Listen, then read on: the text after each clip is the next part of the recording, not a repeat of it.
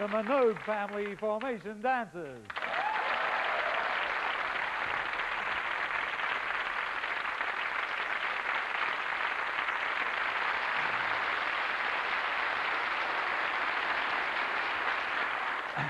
With Europe in the grip of Maastricht, Britain in the grip of recession, and various members of the royal family in the grip of the wrong people, what better part of the world to be than Sydney, Australia? We've got a whole year to look back on tonight, and it looks a lot better from 12,000 miles away.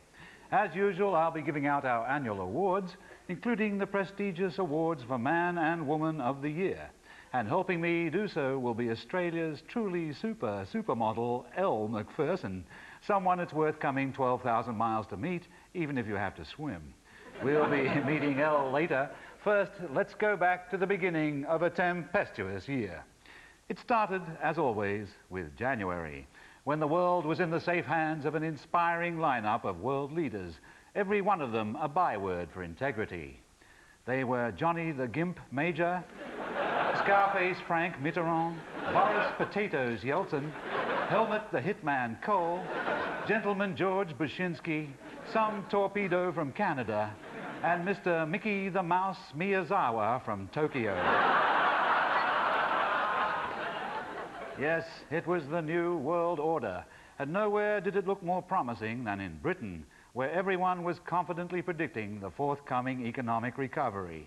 But hopes were dashed when the Chancellor of the Exchequer, Mr. Norman Lamont, announced catastrophic news. I will not be resigning.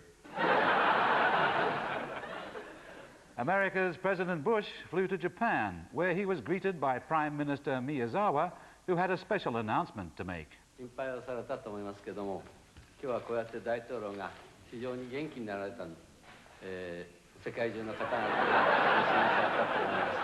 どうぞしばらくお気をつけになるように。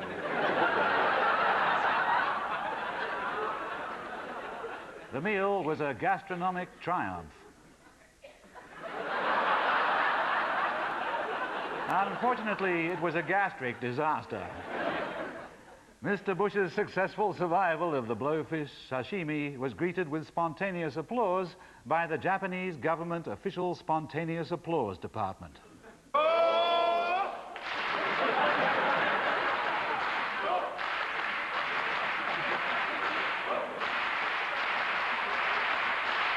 Next morning, Prime Minister Miyazawa had another special announcement to make.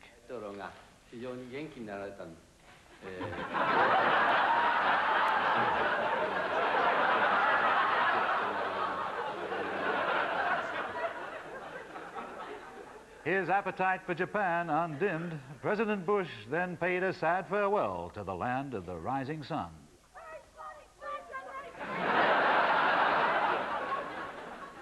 The Queen Mother flew to Berlin in her capacity as honorary colonel of her favorite regiment, the Queen Mother's own armed gardening squad. She solemnly handed out boxes of parsley seedlings in a traditional ceremony known as passing out the parsley. After the parsley had been passed out, past parsley recipients passed by in the traditional parsley passing out parade. After years of pretending to be bald, Elton John finally abandoned all deception and let his hair grow. It's no use, he confessed, I can't go on with the masquerade. The truth is, I'm hairy. Russia's President Yeltsin visited Britain in order to study a country in worse shape than his. He was received by Britain's Prime Minister Major, whose dazzling oratory also enthralled his Foreign Secretary, Mr. Douglas Hurd. I was glad to have the opportunity today to welcome the Arms Control Initiative taken by President... Mr. Hurd said later, there's something about the way John speaks that makes you realize how precious life is. Inspired, Mr. Yeltsin left for home. He was seen off by Mr. Lamont with some good advice about paying off Russia's balance of payments deficit with an access card. At the airport, Mr. Yeltsin said goodbye to the British police who had guarded him. He demonstrated that he, like them, was a Freemason.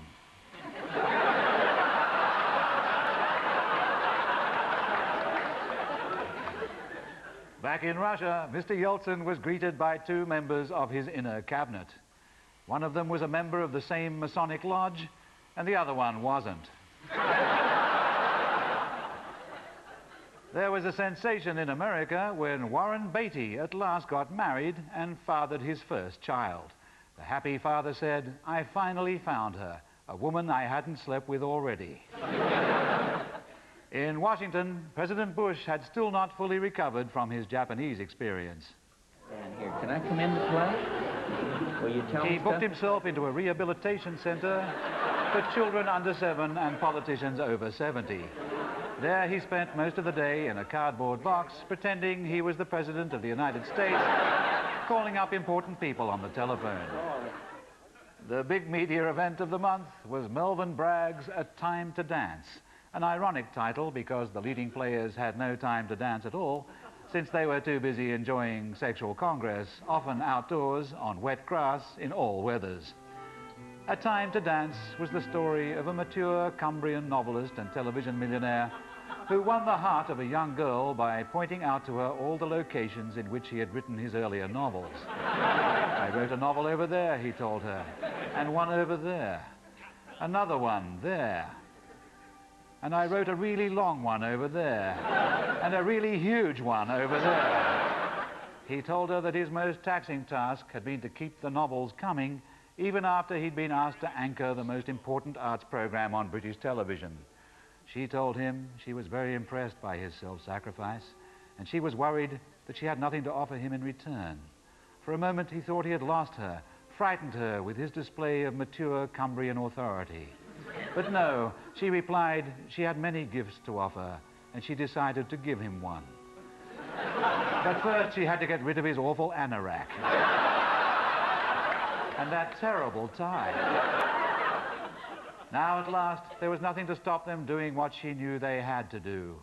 Yes, now they could settle down for a long discussion on the influence of the northern landscape on the contemporary British novel, with particular reference to television adaptations financed and screened by the British Broadcasting Corporation.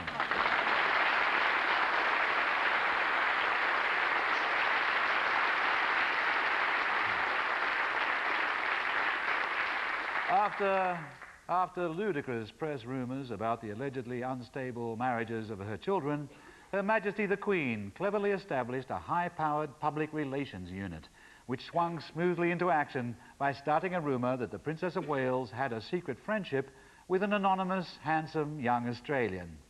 At first, suspicion naturally fell on myself.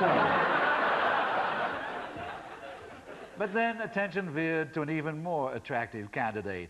Asked by telephone whether it was true that he'd be delivered to Kensington Palace in a Harrods hamper at midnight, he exploded in a fury of sarcastic Australian abuse. Well, I suppose... I mean, that's quite an interesting question. Would this angry bluster be enough to put Fleet Street off the scent? We would see. The forthcoming economic recovery was well on its way until it received yet another shattering blow. I'm sorry to disappoint you, but I'm not going to resign. All the Chancellor needed was a bit more time.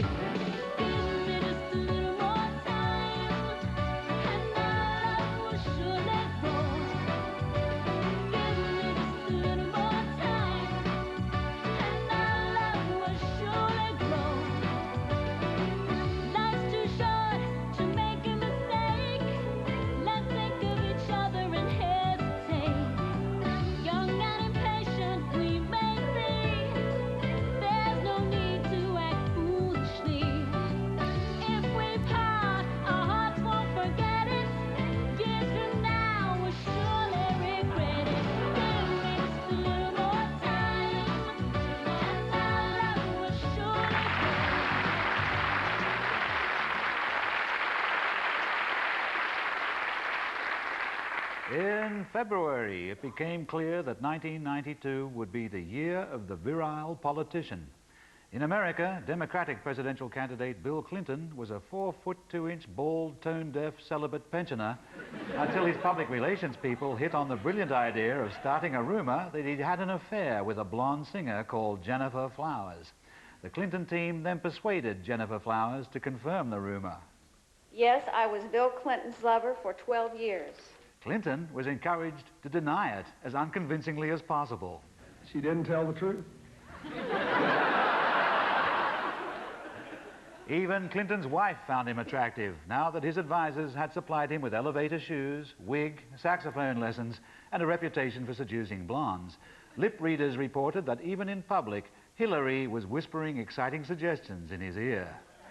"How would you like to cover me in frozen yogurt and lick it off before it melts?" she asked him. At a press conference the next day, the lip readers noticed that she was at it again.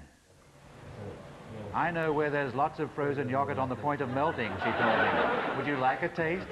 Clinton did his best to remain calm. Within minutes, they were down at the local frozen yogurt parlor, choosing which flavor they'd be taking home. They didn't tell the press what they were going to do with it, but Clinton gave a broad hint. This is terrific. Singing star Michael Jackson emerged from his 50th plastic surgery operation to embark on a new world tour. His first stop was Sierra Leone, a land largely populated, like most countries in Africa, by black people. Michael said it was good to go somewhere where people still had respect for a white man. Unfortunately, the hot African sun had a disastrous effect on Michael's hair, which melted and ran down his face.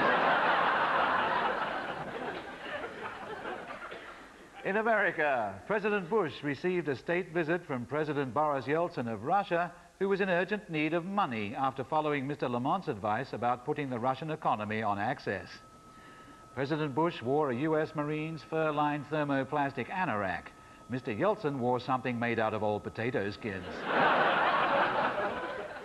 But Yeltsin won international attention when he later appeared wearing the new Russia's first successful commercial product made in one of the newly converted defense factories.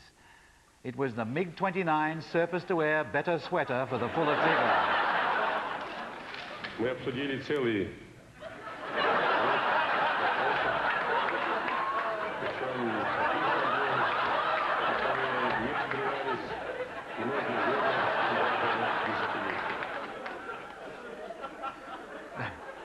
Mr. Yeltsin then went to France. He was welcomed by President Mitterrand, several top service personnel, and a man who had taken the wrong turning while looking for the baggage carousel.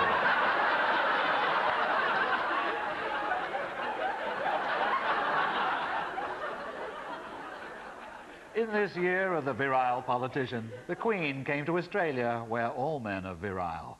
Prime Minister Keating, perhaps the most virile of all politicians, greeted her warmly.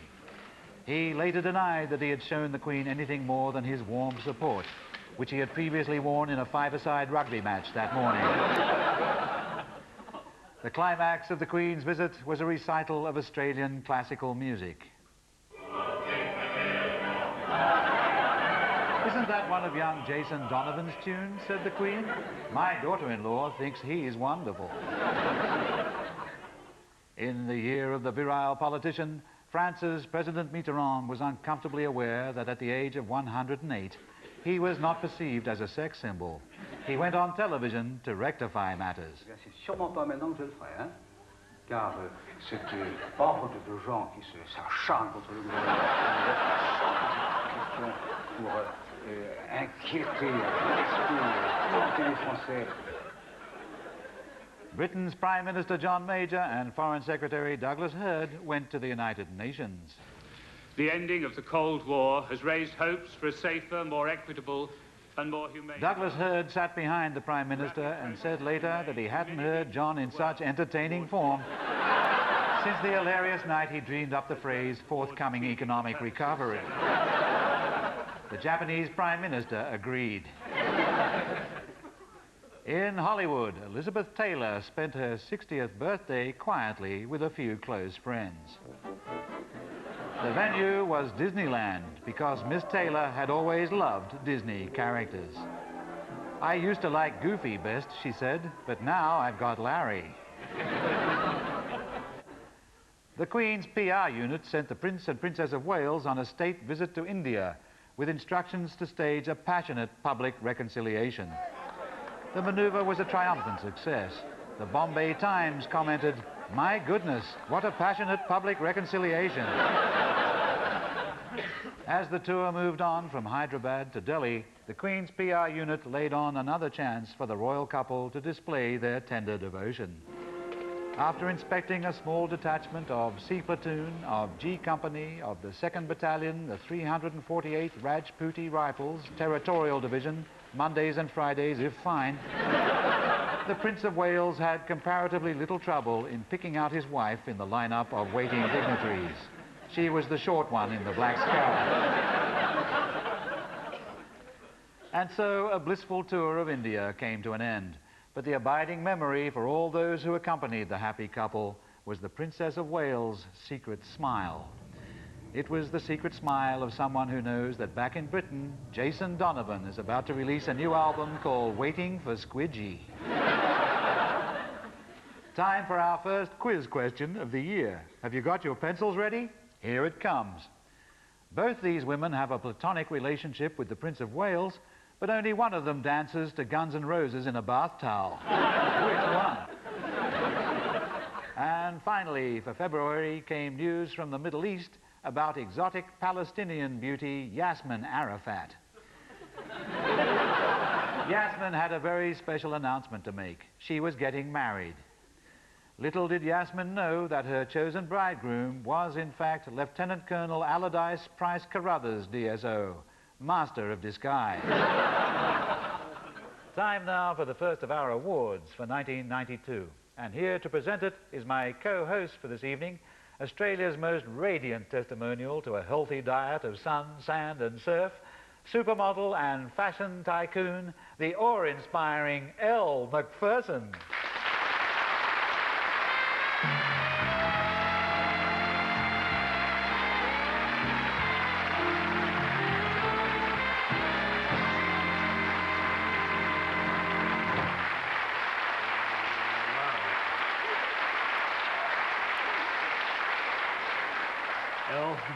Elle, you're all grown up. When I left Australia, you were just a tiny little thing. And now you're the tiny little thing, aren't you? How does it feel? Lonely. Elle, which is our first award? Clive, this is the award for the Serious Musician of the Year. And it goes to the person who does most to prove that music doesn't have to be some repulsive youth on top of the pops. It could be Nigel Kennedy on top of the pops. Sounds thrilling, Elle. Can we first have the runners-up, please? Clive, in third place is Madonna. She achieved what Bach, Mozart and Beethoven couldn't. She posed naked on her hands and knees with a feather sticking out of her bottom. In second place is Elton John. He kept on rocking even under the crushing burden of his new hair. And now for the winner. Elle, will you please open the envelope? Clive, the winner of the award for Serious Musician of the Year, a young man who left the Jackson 5 to become the Jackson 1 and finally proved that white man can sing the blues. It's Michael Jackson.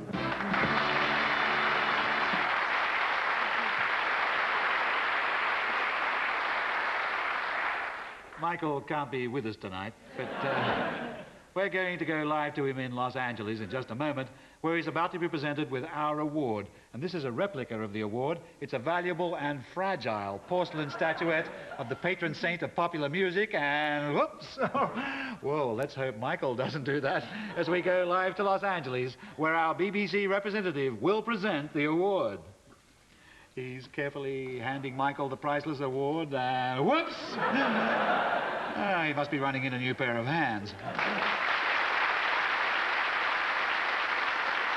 More awards later, but for now, thank you, Elle Macpherson.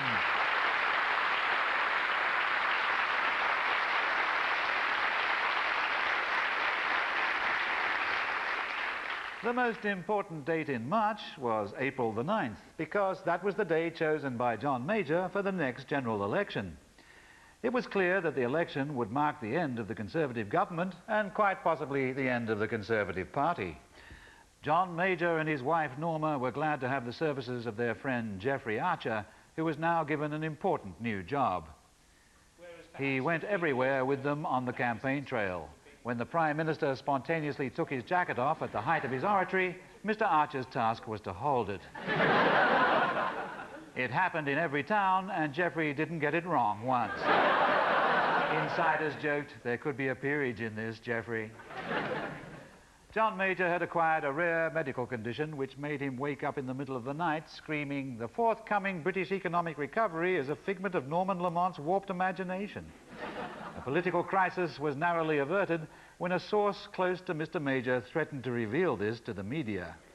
But the Prime Minister moved quickly to silence the potential troublemaker.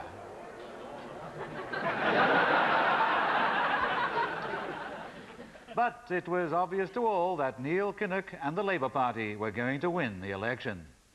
Already, Mr. Kinnock was spending much of the day in a taxi going round and round Buckingham Palace, waiting for the Queen to call him up on his rented cell phone and ask him to form a government.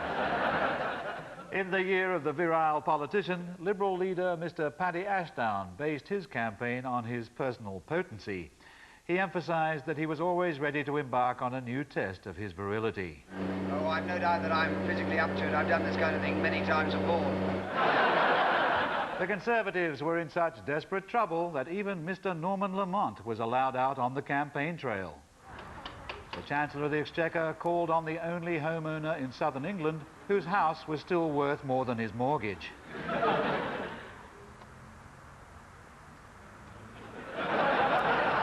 Unfortunately, the homeowner had emigrated to Australia. As April the 9th drew near, the Liberal Democrats, aware that they were going to lose, held their victory rally in advance. Costs for the event soared wildly over budget, even though Mrs. Ashdown's treacle tart raffle force had raised almost £15. The whole lot was squandered on a dazzling display of an almost complete party box of Brock's mixed fireworks. "Light the blue touch paper and retire," shouted some of Mr. Ashdown's most faithful supporters. The Tory party, facing certain defeat, held a pre-election wake. Show business supporters mingled with the politicians, each trying vainly to hide the heartache behind a strained facade of bonhomie. Andrew Lloyd Webber had threatened to leave Britain if Labour won. He now made a bid to swing votes away from the Labour Party by threatening to stay if they won. Honest Jim Davidson could not disguise his criticism of John Major's campaign. Fantastic. It was just wonderful today. And that speech, was great. Perfect. Absolutely perfect timing. Supervising the proceedings in the background was Geoffrey Archer, in his important new job as the man who stands around pretending to look interested in what a lot of eccentric celebrities have to say about politics. As April the 9th loomed, every newspaper and media outlet in the country predicted an overwhelming Labour victory. So it was only logical that the Labour Party should hold its victory rally before the actual election. A worldwide television audience was gripped from the moment when Neil and Glenys Kinnock made their triumphant entry into the auditorium. Geriatric German observers living in Argentina said that even in the good old days there had never been anything quite like this. Neil Kinnock shook hands with acquaintances, total strangers, and a very old friend who remembered the days when Neil was a socialist. Celebrities sympathetic to the plight of the poor in Britain beamed in by satellite from their tax shelters abroad. Prominent among them was the noted political philosopher Mr. Mick Hucknall of Simply Red. On April the 9th, I'll be voting for Labour in the general election. After that,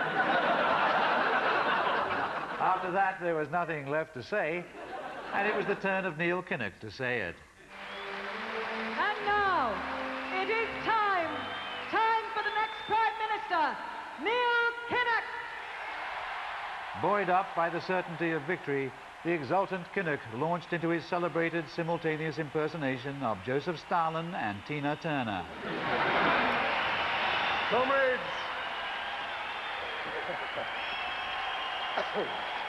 Well, all right!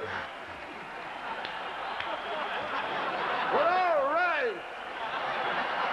Well, all right! Well, all right!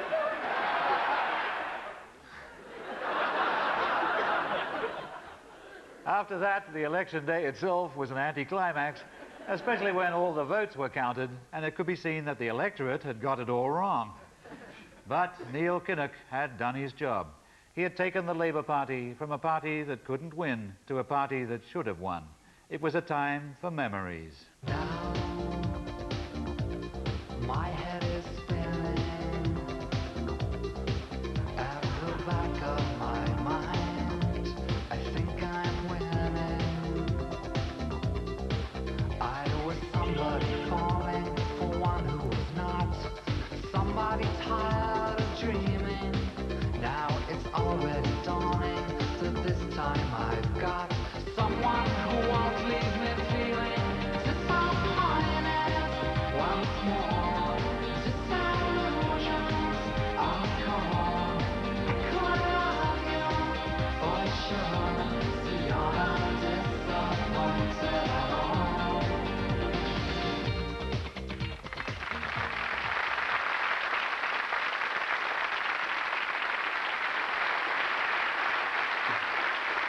Mr. Michael Heseltine announced the imminent launch of the new British Aerospace Westland Bird's Eye Frozen Foods Toys R Us Space Probe. He gave reporters a graphic demonstration of how the rocket would perform as it carried the hopes of British high technology towards the stars. Whoosh!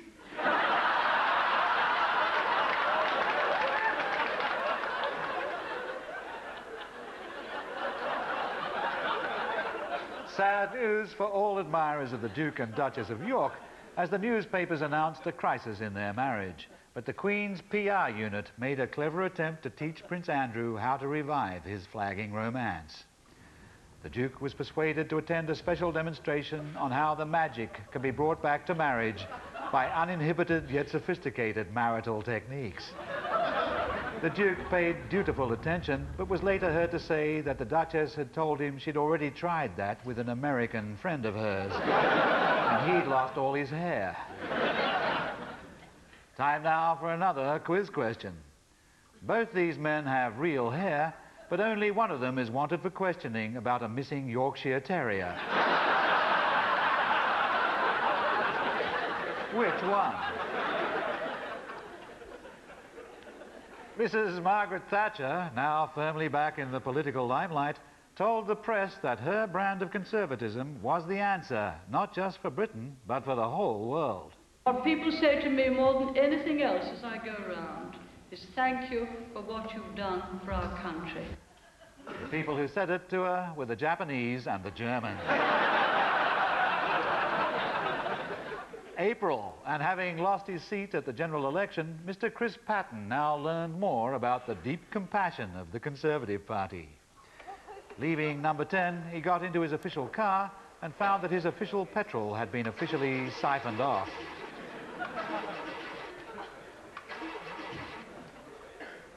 He set off to walk home, where he later found his official carpets had been rolled up and his official wife had been returned to the soft furnishings department of Harvey Nichols.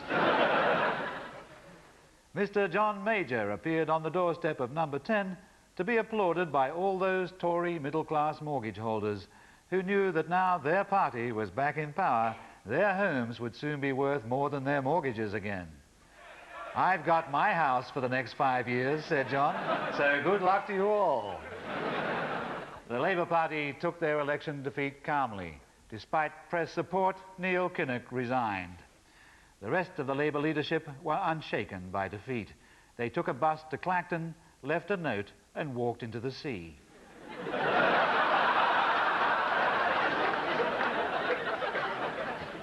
After swimming ashore, Margaret Beckett stood out in her role as deputy leader.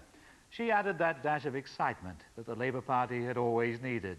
Her glamorous personal life was news, especially when she took delivery of a new device designed to make an evening watching television alone more congenial, the inflatable Gerald Kaufman companion doll. Modelled on one-time Labour Minister Gerald Kaufman, the inflatable companion doll is made of stain-proof, drip-dry, rubberized latex and comes complete with foot pump.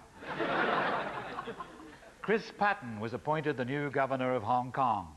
It was a crucial post, but there was no doubt that John Major would miss his friend's support. Patten was his right-hand man, and indeed had shown him how to wave it at the appropriate moment.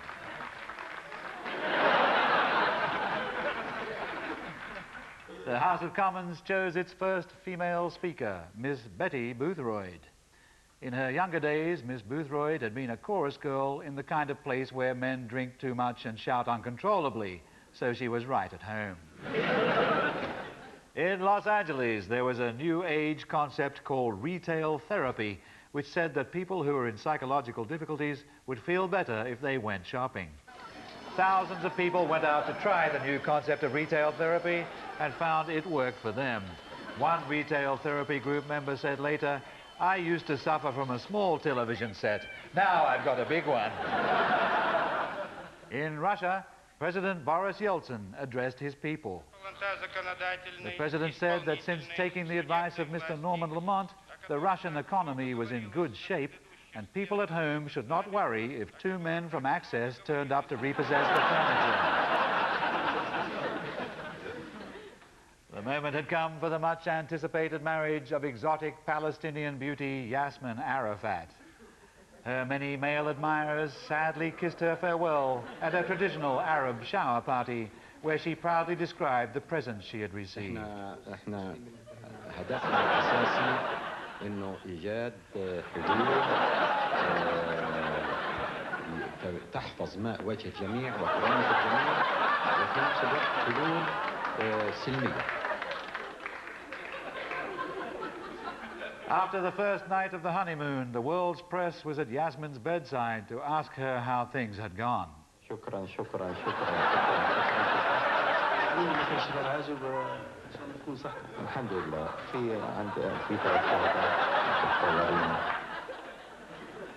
Encouraged by agents of the Queen's PR unit, speculation about the friendship between Australian superstar Jason Donovan and the Princess of Wales continued to mount.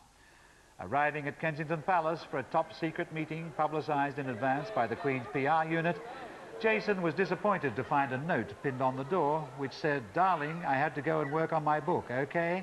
Don't be cross. Yours ever, Squidgy." Time for another award, and that means it's time once again to welcome Elle Macpherson.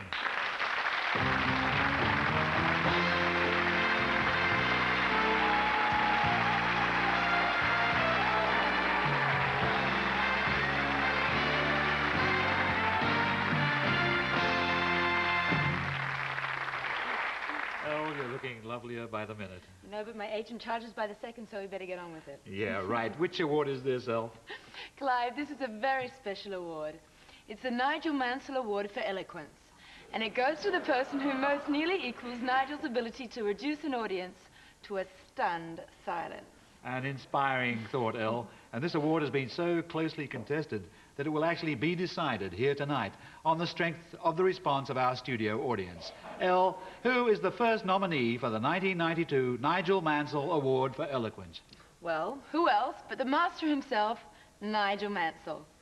It's the most amazing feeling in your life. And, you know, I've been driving for 30 years. I represented England at the age of 9 in karts. And, you know, here I am 30 years later. And, you know, perhaps I can say it. I think I am world champion now.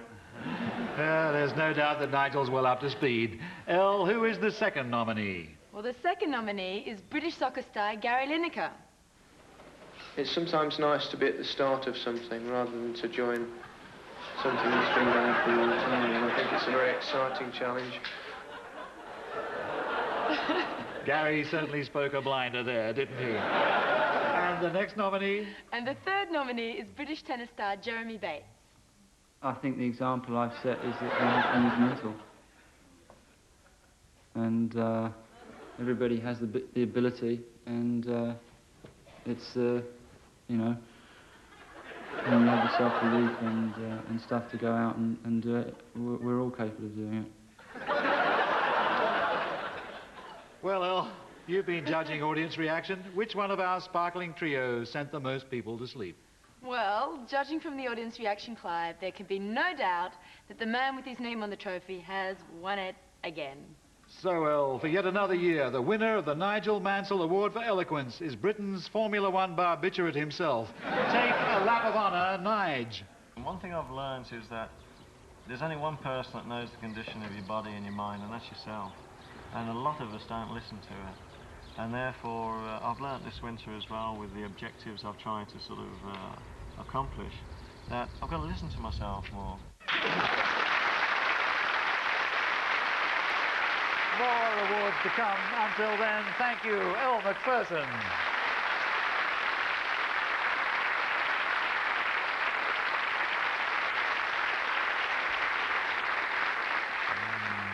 May and Britain's Archbishop of Canterbury, Dr. Carey, flew to Rome to meet the Pope.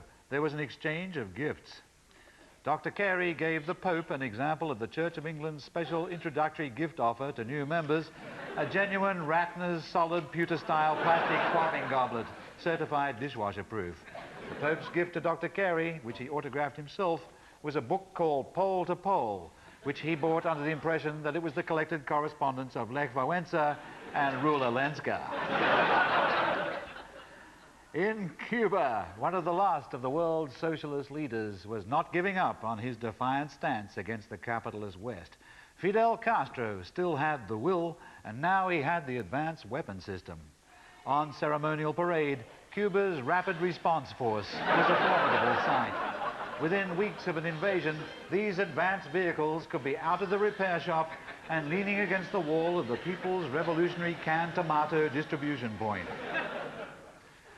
The film Basic Instinct successfully explained to the Americans how the British cabinet system works.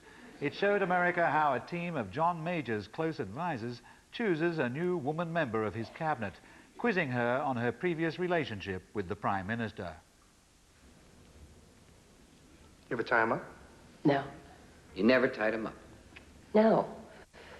Johnny liked to use his hands too much.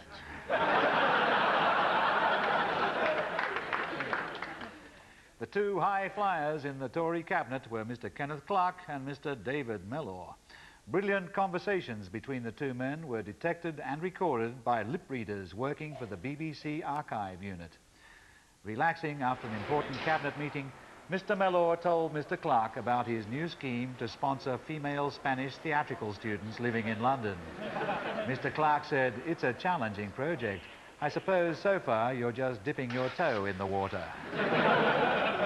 British rail modernisation took a leap forward with the announcement of the new, extremely highly advanced passenger train. A feature of the new, extremely highly advanced passenger train, when it comes into service in the next millennium, will be painted over windows, so the passengers won't be able to tell that the train isn't moving. In the Tory cabinet, Mrs. Virginia Bottomley had heard of Mr. David Mellor's scheme to sponsor female Spanish theatrical students living in London and was keen to learn more.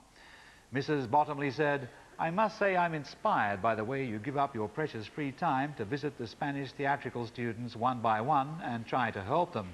I do hope they're grateful." Mr. Mellor replied, "Some of them are, and some of them try to bite the foot that feeds them." President Bush and the Republican Party faced a challenge not just from Mr. Clinton and the Democratic Party. They also faced a Mr. H. Ross Perot, who had no party but lots of money. Perot had already chosen a running mate even smarter than Dan Quayle, a horse called Trigger. The Queen's PR unit sent the Prince and Princess of Wales on tour of the Middle East in order to demonstrate their intimacy. He went to Turkey and she went to Egypt. But whatever the doubts about her marriage, there were no doubts about the Princess of Wales' growing stature as a woman genuinely concerned about suffering. On the last day of her tour of Egypt, she attended a folk dancing demonstration, specially shortened to 12 hours, staged by the pupils of the South Cairo School for Young Folk Dancers.